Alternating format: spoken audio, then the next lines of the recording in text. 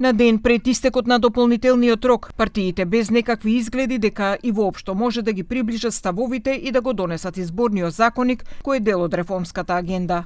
Сепак евроамбасадорот Михалис Рокас не губи надеж и очекува дека политичките партии сепак ќе постигнат консензус за ова прашање. We really do hope that there is today and one more day and consensus can be reached.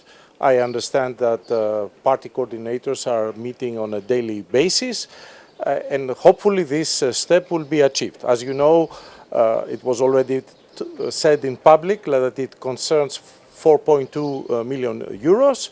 So, and this they are to the benefit of the citizens in North Macedonia. So I hope that this consensus can be reached by the end of tomorrow. Но и покрај ваквите надежи на евроамбасадорот Рокас, сепак партиите и натаму се на диаметрално спротивни страни. Председателот на СДСМ Венко Филипче вели дека тие ќе го прифатат оној закон со кој ќе се подобри начинот на гласањето, но не прифаќаат воведување механизам со кој изборите би се изманипулирале. Како ќе се контролира електронското гласање или праќањето писма по пошта?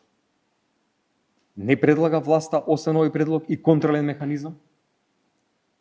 Што ја потврдува го потврдува сомнежот дека сакаат да протнат механизам за кражба на изборите. Ништо друго. А доколку сакаат, може да отвориме дебата во рамки на некоја експертска група да се најде соодветно решение. Тоа е вистински пристап.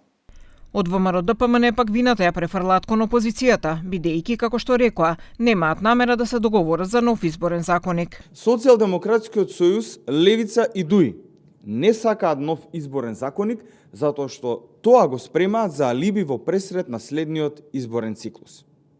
Од прилика тоа би изгледало вака.